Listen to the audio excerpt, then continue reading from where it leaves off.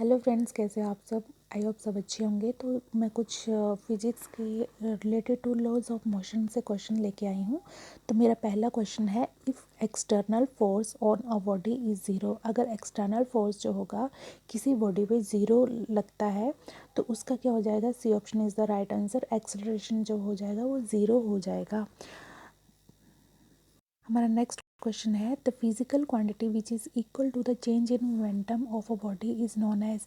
जब change in momentum आ जाए तो उसे हम बोलते हैं impulse. C option is the right answer. Next question है हमारे पास, एक्शन एंड रिएक्शन। एक्शन और रिएक्शन क्या होता है, क्या वो एक्ट करता है सेम बॉडी पे? नहीं। एक्शन एंड रिएक्शन क्या होता है, क्या इक्वल होता है? बिल्कुल भी नहीं। या सेम डायरेक्शन में? नहीं। कैंसिल कर सकता है एक दूसरे को? नहीं, कैंसिल भी नहीं करता है। तो ये एक्ट करता है on different bodies, act on two different bodies पे ये एक्ट करता है, action and reaction. Next question हमारे पास, the dimensional formula of impulse is. Dimensional formula क्या होता है इम्पल्स का? तो इम्पल्स किसके इक्वल होता है? Force into time. तो फोर्स का क्या होता है? Mass into acceleration, acceleration into time. Mass का m, एक्सेलरेशन का होता है LT-2 और टाइम t। अब ये t क्या आ गया? t-1 आ गया। ml और t-1 कहाँ पे है? ml और t-1। A option is the right answer. Next question है हमारे पास, the working of a rocket is based on the principle of. जो रॉकेट का वर्किंग होता है वो किसके ऊपर किस प्रिंसिपल के ऊपर बेस्ड होता है? इलास्टिसिटी पे नहीं होता है, केपलर लॉ पे भी नहीं होता है, न्यूटन्स लॉ ऑफ ग्रेविटेशन पे भी नहीं होता है। ये होता है D option is the right answer, conservation of momentum. और साथ में न्यूटन्स थर्ड लॉ के ऊपर भी ये बेस्ड होता है। नेक्स्ट क्वेश्चन हमारे पास, change in momentum is given by. अब देखो, चेंज इन मोमेंटम क्या होता है? Force into time. क्यों? क्योंकि चेंज इन मोमेंटम क्या होता है? इम्पल्स। और इम्पल्स किसके इक्वल होता है? फोर्स इनटू टाइम के। तो यहाँ पे ऑप्शन क्या आ गया? C, B option is the right answer. Next question हमारे पास, तो unit of impulse are same as that of. तो इम्पल्स के यूनिट क्या हो जाएंगे, किसके सेम हो जाएंगे? तो इम्पल्स हमें पता है क्या होता है? फोर्स इनटू टाइम होता है, और मास इनटू एक्सेलरेशन इनटू टी। तो क्या आ गया? ML-T-1। और यहाँ पे लीनियर मोमेंटम क्या होता है? मास इनटू वेलोसिटी होता है, ये m और L-T-1।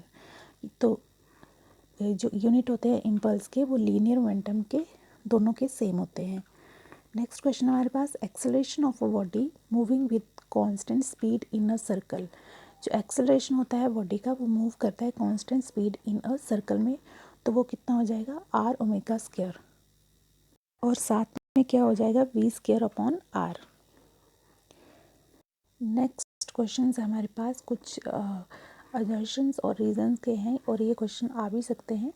तो मेरा नेक्स्ट क्वेश्चन है, more the mass of a body more is it's inertia. जितना ज़्यादा मास होगा बॉडी का उतना ही इनर्शिया होगा, या फिर mass of a body is the measure of its inertia. तो दोनों इनमें से अजर्शंस और रीज़न दोनों सही हैं। तो इसका आंसर हो जाएगा ए, यानी कि both assertion and reason are true and reason is the correct explanation of assertion. तो नेक्स्ट क्वेश्चन हमारे पास, linear momentum of a body is a vector quantity. Linear momentum क्या है? एक वेक्टर क्वांटिटी है। और रीज़न में दिया गया है कि linear momentum has a magnitude but no direction. Magnitude है लेकिन डायरेक्शन नहीं है। अब देखो इसका आंसर क्या आ सकता है? तो इसका आंसर क्या होगा? देखो यहाँ पे अगर लीनियर मोमेंटम वेक्टर क्वांटिटी है, अगर असर्शन ठीक है, तो फिर जब वेक्टर क्वांटिटी होगा तो वेक्टर क्वांटिटी क्या होता है? मैग्नीट्यूड भी होता है उसका और डायरेक्शन भी होता है। लेकिन यहाँ पे रीज़न इन्होंने क्या बोल दिया? मैग्नीट्यूड होता है लेकिन डायरेक्शन नहीं होता है। तो इसका आंसर हो जाएगा सी। सी यानी कि असर्शन ट्रू है लेकिन रीज़न ट्रू नहीं है। रीज़न वैसे ही गलत हो गया ना, तो इसका क्या हो जाएगा? ये गलत हो जाएगा और ए यहाँ पे ठीक हो जाएगा। यानी कि इसके हिसाब से C option is the right answer, क्योंकि अजर्शन ठीक है और रीज़न ठीक नहीं है। तो यहाँ पे इसका आंसर क्या हो जाएगा? 31 का यहाँ पे हो जाएगा सी। ठीक है। नेक्स्ट क्वेश्चन हमारे पास अजर्शन दिया हुआ है, action and reaction forces do not cancel each other. Action और रिएक्शन जो होते हैं वो कैंसिल नहीं करते हैं एक दूसरे को, तो ये तो मुझे सही लग रहा है ना। नेक्स्ट है कि action and reaction forces act on the same body पे एक्ट नहीं करते हैं, ये डिफरेंट बॉडी पे एक्ट करते हैं। तो वैसे ही असर्शन ठीक हो गया और रीज़न जो हो गया वो गलत हो गया, तो इसका भी C option is the right answer. Next question हमारे पास, a net force acting on a body, acting a body is constant. Net force जो होगा वो अगर कांस्टेंट होगा किसी बॉडी पे, तो लीनियर मोमेंटम जो है बॉडी का वो भी कांस्टेंट होगा। ऐसा नहीं होता है, होता क्या है कि अगर लीनियर बॉडी जो होगा वो कांस्टेंट होगा तो उसमें जो फोर्स नेट फोर्स होगा वो ज़ीरो हो जाएगा। और इन्होंने रीज़न दिया कि because F vector is equal to d p vector, यानी कि लीनियर मोमेंटम डिवाइड में डी टी। तो रीज़न तो सही है लेकिन असर्शन क्या है, गलत है।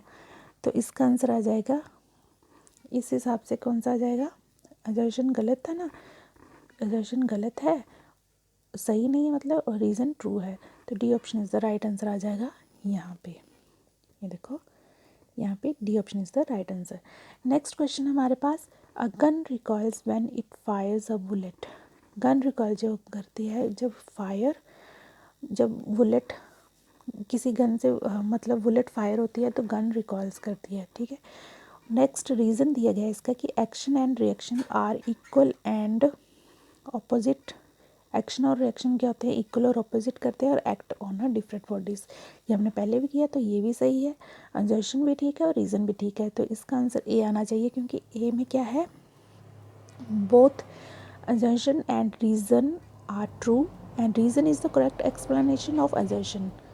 तो ए ऑप्शन इसका राइट आंसर। नेक्स्ट क्वेश्चन हमारे पास, when the velocity is double, जब वेलोसिटी डबल होगा तो उसका बैंकिंग एंगल क्या हो जाएगा, 4 टाइम्स हो जाएगा। नेक्स्ट क्वेश्चन है, इसको मैच करना है, इसमें ऑप्शन नहीं दिए गए थे। तो हमें पता है tension, impulse, coefficient of friction, centrifugal force, और यहाँ पे रोटेटिंग फ्रेम दिया गया है, न्यूटन दिया गया, डायमेंशनलेस दिया गया, change in momentum of a body दिया गया है, ठीक है। तो हम यहाँ पे चेंज कर लेते हैं इसको। देखो चेंज इन मोमेंटम हमने अभी किया था इम्पल्स, तो बी का क्या आ जाएगा यहाँ पे एस, बी का क्या आ गया एस, क्योंकि चेंज इन मोमेंटम क्या होता है, इम्पल्स होता है, ठीक है। और सेंट्रीफ्यूगल फोर्स जो होगा वो रोटेट करता है ना, तो डी का ऑप्शन क्या आ गया पी, ठीक है। और यहाँ पे जो कोफिशिएंट ऑफ फ्रिक्शन होता है वो डायमेंशन लेस होता है, तो सी का क्या आ गया आर, ठीक है। और हमारे पास क्या बच गया, टेंशन बच गया, तो टेंशन क्या होता है न्यूटन, इनकी ए का क्या आ गया हमारे पास क्यू। तो ये थे मैच द कॉलम। तो आई होप आपको वीडियो अच्छी लगे, थैंक यू सो मच।